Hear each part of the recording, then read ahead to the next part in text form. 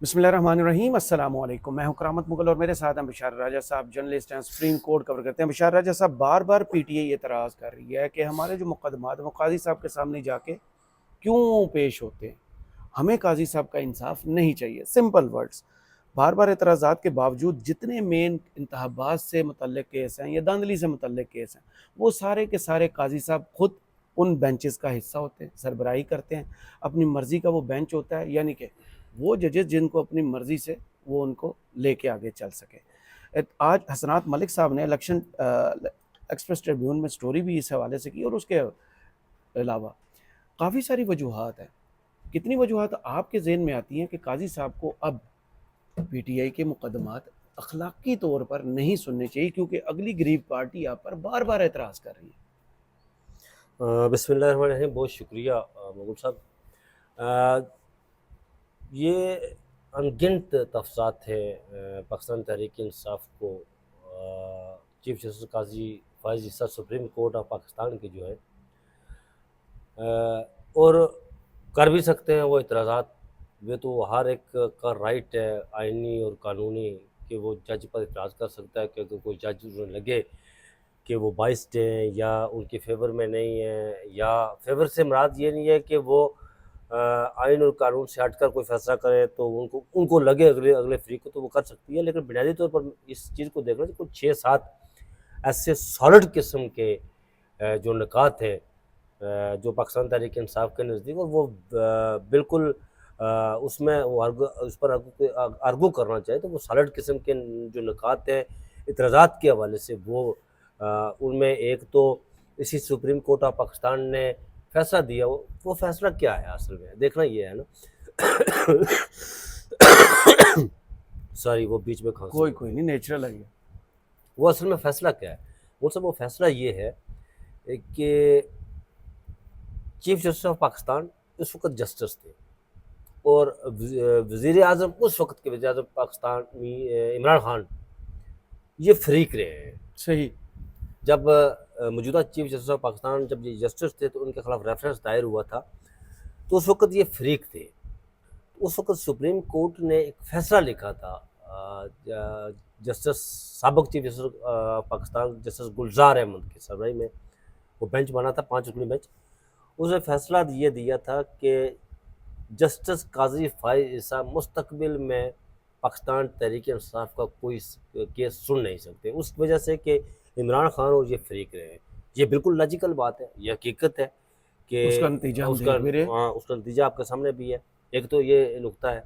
दूसरा, बरहा इस जो इलेक्शन हुए ना अभी 8 फरवरी को, इस इलेक्शन पर ना सिर्फ अंदरून मुल्क बल्कि बैरून ममालक भी इस पर बहुत तफसात है, सवालात उठाए गए हैं। इलेक्शन कमीशन ऑफ पाकिस्तान के कंडक्ट पर और चीफ जस्टिस ऑफ पाकिस्तान के कंडक्ट पर भी सवालात उठाए गए हैं। एक तो आपको पता है कि कमिश्नर रावलपिंडी जो लियाकत चट्टा थे, उन्होंने एक प्रेस कॉन्फ्रेंस की थी। ये दूसरा नुकता है, एक प्रेस जी। कॉन्फ्रेंस की थी जिसमें उन्होंने कहा था कि इलेक्शन में जो रिगिंग हुई है इसके ज़िम्मेदार उन्होंने करार दिया था chief election commissioner of Pakistan और चीफ जस्टिस ऑफ पाकिस्तान को। उन्होंने जो बात की थी वो ये की थी कि इलेक्शन कमिश्नर ऑफ पाकिस्तान ने जो काम की या सुप्रीम कोर्ट ने जो फैसले दिए उनको इलेक्शन कमिश्नर ऑफ पाकिस्तान ने मीनो आन उन पर अमल किया, और इलेक्शन कमिश्नर ऑफ पाकिस्तान जो फैसला करता है उसको तौसीक करते हैं जनाब चीफ जस्टिस ऑफ पाकिस्तान, उसकी तौसीक करते हैं, उसको रेस्क्यू करते हैं। एक तो ये जो बड़ी उन्होंने ये भी कहा था कि हम बड़ी तीनों को कचहरी चौक में फांसी ये दे बात तो देनी उन्होंने चाहिए। की थी, फांसी दे देनी चाहिए 17 थी फरवरी मुझे। को उनका उन्होंने बयान उन्होंने कहा सामने था। आया, तो आपको याद होगा कि काजी साहब ने फिर वो प्लांटेड सा इंटरव्यू भी दिया था। वो वो मैं उसी कंडक्ट तरफ की आ भी, रहा हाँ था। जी जी। वो जब वो बात हुई कंडक्ट की तो फिर यहाँ पर ये हुआ जी कि यहाँ पर वो वैसे अमूमन सैटरडे था उस दिन। सैटरडे को आपको पता है कि कोर्ट सुप्रीम कोर्ट में इतने केसेस नहीं होते, वो कोई फैसले शैसले जो आ कोई रहे ना कोई होते हैं बमशेल तो गिरता जरूर है। गिरता जरूर सुकून है, नहीं वो होता ना फैसले शैसले रिपोर्टर आ की जाते हैं। जिंदगी में।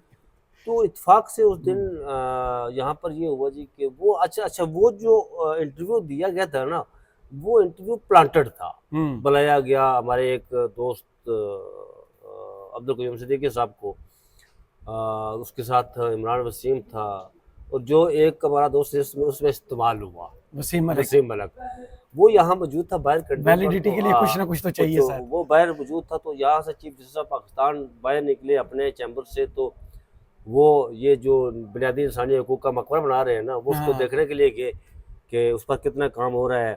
तो उन्होंने जाकर देखा कि बुनियादी इंसानी हकूक़ का मकबरा जो है ना वो अभी तक ज़ेर तामीर बना नहीं है। तो इतनी देर में क़य्यूम सिद्दीकी साहब और वो साथ साथ आ रहे हैं, तो उन्होंने कहा, फिर वो प्लांटेड था सारा, उन्होंने कहा मैं पूछ कर, डॉक्टर मुश्ताक साहब उनके साथ थे चीफ जस्टिस ऑफ पाकिस्तान से, कि तो उन्होंने फिर उस प्रेस कॉन्फ्रेंस के जवाब में जवाब दिया था। जी, एक तो ये बात हुई है, और नंबर 3 जो नुकता है वो बड़ा अहम नुकता है, वो नुकता ये है कि आपको पता है कि जो आरोज़ का था, आरोज़ बड़ा मैटर करते हैं आपकी जब मुल्क के अंदर इंतखाबात हों, तो क्योंकि सारा कुछ वही उन्होंने करना है, डिस्ट्रिक्ट रिटर्निंग ऑफिसर और रिटर्निंग ऑफिसर ने, प्रेजाइडिंग ऑफिसर ने, बहरहाल आरओ का जो मामला था पाकिस्तान की सियासी तारीख में, पाकिस्तान की तारीख में हमेशा, ये दुनिया की तारीख में भी ऐसे ही होता होगा, लेकिन मैं सब कैंडिडेट की बात करता हूँ, सब कैंडिडेट में ऐसा ही होता है कि आरोप जो है वो जुडिशल साइड से लिए जाते हैं। कम अज़ कम जो जुडिशल साइड से जो लोग लिए जाते हैं ना आरोप, उनमें ईमान की कुछ ना कुछ रत्ती ज़रूर होती है, क्योंकि वो आज़ाद होते हैं अपने फैसले करने में।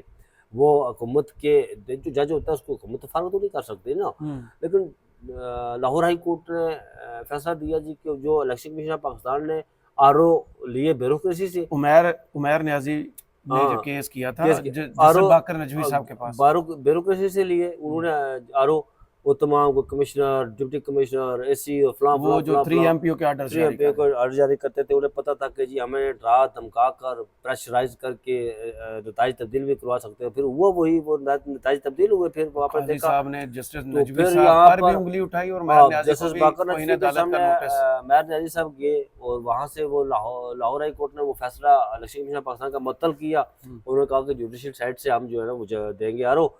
तो वो केस यहाँ सुप्रीम कोर्ट ऑफ पाकिस्तान में एकदम से वो 3-4 बजे यहाँ पर, सबसे पहले खबर मैंने ब्रेक की थी, जी बिल्कुल बिल्कुल, कि यहाँ पर आप बाहर मौजूद थे, तो देखा मैं इलेक्शन कमीशन ऑफ पाकिस्तान को सेक्रेटरी लॉ और फलां लोग आ रहे हैं, तो उसी समात पटिशन फाइल हुई उसी वक्त, और उस पर इतराज़ात भी नहीं लगे। वो 700 सफात पर पटिशन थी जी, पढ़ी भी नहीं जा रही थी, आपको याद होगा, जाती थी, लेकिन कोई इतराज़ात भी नहीं लगे थे। अमूमन ये होता है कि सुप्रीम कोर्ट ऑफ पाकिस्तान में अक्सर इतराज़ात लग जाते हैं रजिस्ट्रार की जानिब से, डॉक्यूमेंट चेक होते हैं, पढ़े भी जा रहे हैं कि नहीं, सर्टिफाइड भी है कि नहीं, उस पर कोई इतराज़ भी नहीं लगा। वो रातों रात खैर वो लग गई। रात को फैसला काजी साहब ने दिया। अच्छा, काजी साहब ने फैसला दिया, देखिए मैं कल, अच्छा काजी साहब दूसरे या तीसरे दिन मुल्क से बाहर भी जा रहे थे।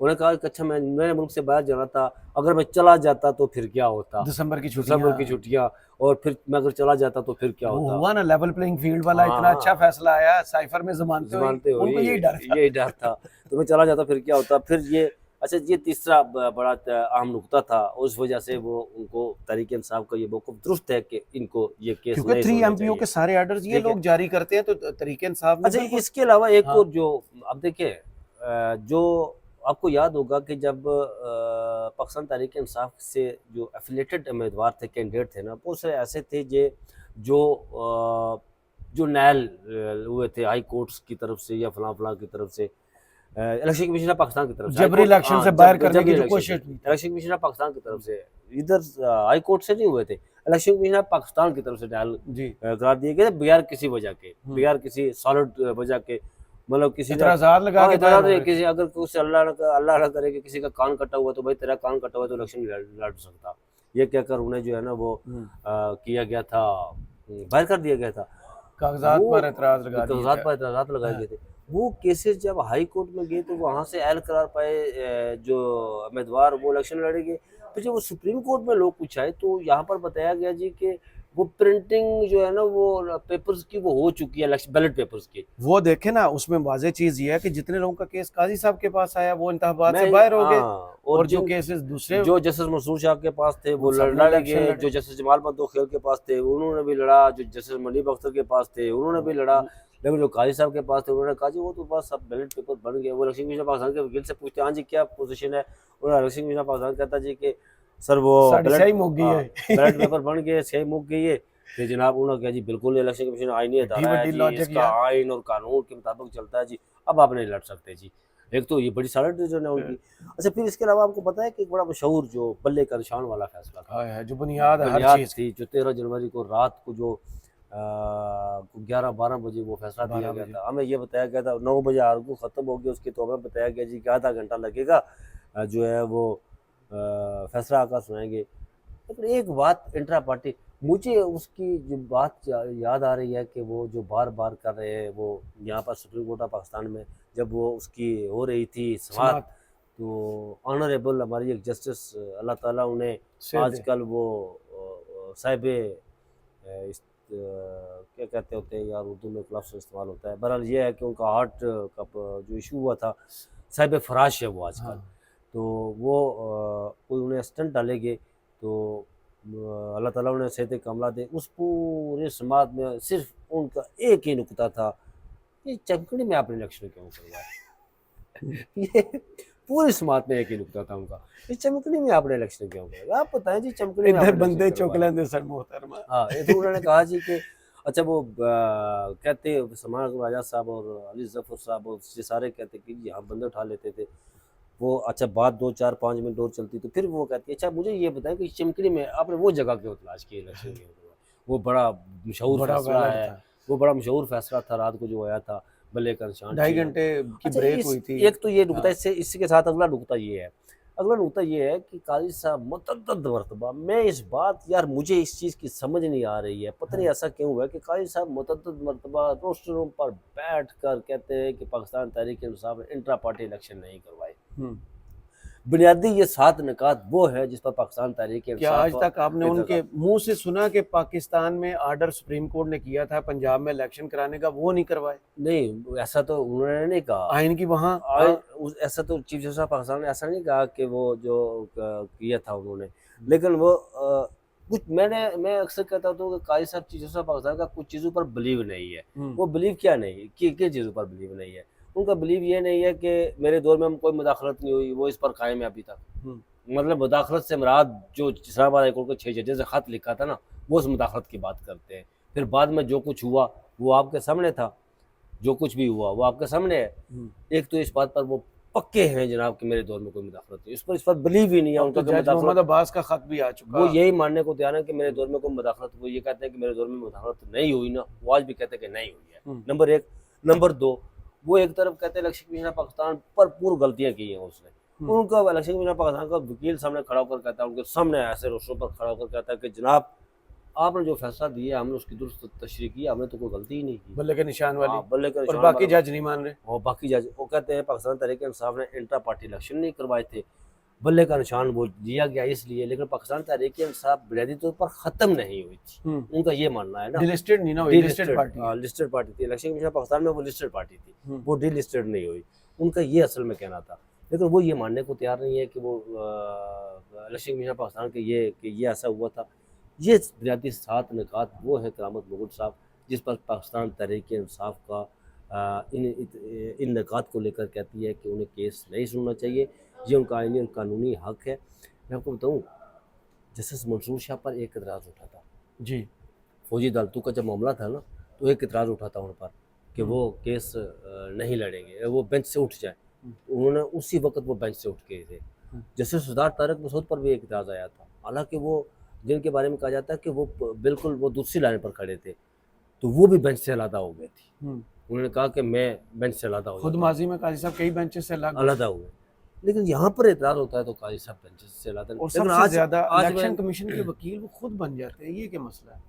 एक जो आखिरी नुकता है कि वो जब भी इलेक्शन कमीशन पाकिस्तान, यहाँ पर इलेक्शन कमीशन पाकिस्तान के केसेस आते हैं ना जी, फिर एक वही होता है इलेक्शन कमीशन पाकिस्तान जब उनका। अच्छा, एक बात मैं आपको बताऊं कि जिस तरह वो रेस्क्यू कर देते हैं ना वकील, अगर किसी गलत नुक्ते पर हो ना, जैसे तो जिरा खुद कर लेते हैं, वो उनके वकील बन जाते हैं वो इलेक्शन कमीशन पाकिस्तान के। अच्छा, मैं आपको बताऊं यार, इससे बड़ी और क्या बात हो सकती है कि जब ये मखसूस नशिस्तों के हवाले से केस की समाअत हो रही थी, तो ये इलेक्शन कमीशन पाकिस्तान के वकील सिकंदर बशीर साहब, मोहम्मद वहाबी तो पठान है, वो एक मौके पर बड़े हाइपर हो गए। तो बाद में जब समाअत खत्म हुई, तो जब समाअत खत्म हुई तो उन्होंने कहा जी कि मैं अगर मुझसे कोई ऐसी चीज़ें गलत हो गई हैं तो मैं माजरत करता हूँ कोर्ट से। तो चीफ जस्टिस साहब ने एकदम से बोले नहीं मैंने ऐसी बात तो कोई नहीं हुई, शायद अगर आपने, हाँ, अगर आपने शायद कोई की होगी तो मैंने सुनी नहीं है। सही। ये वकालत से इससे बढ़कर क्या हो सकती है? और तो ये तीनों मुकदमात जो ख़ास किस्म के मखसूस नशस्तों का हो गया, भल्ले वाला हो गया और अब इलेक्शन ट्रिब्यूनल वाला हो गया, बुनियादी तौर पर काजी साहब सरबराही अपने पास क्यों रखते हैं? जब भी इंतखाबात का नाम आता है या धांधली का जिक्र होता है तो काजी साहब जो बेंच भी बनता है उसकी सरबराही काजी साहब के पास होती है। ये कोई लॉजिक समझ यार आती है? इसकी वजह ये होती है मुगल साहब कि जब भी कोई, ये इंसान की फितरत में ये चीज़ शामिल होती है कि जब आप माजी में फरीक रहे हो ना, तो दूसरे फरीक पर जब इब्तला का दौर हो ना, तो आप अगर चले जाए ना ताकत में, तो फिर आप इंतकाम लेने के लिए सारा कुछ करते हैं, आप मुंतकम मिजाज बन जाते हैं। ठीक है, ये सारा कुछ मुंतकम मिजाजी में हो रहा है, ये मुनसफ मिजाजी नहीं है। ये सही। दिस इज कॉल्ड मुंतकम मिजाजी, नॉट मुनसफ मिजाजी। सही। चलें, बहुत शुक्रिया बशार राजा साहब आपके वक्त का। कमेंट्स बॉक्स में ज़रूर बताइएगा वीडियो आपको कैसी लगी। इजाज़त दीजिए, अल्लाह हाफ़िज़।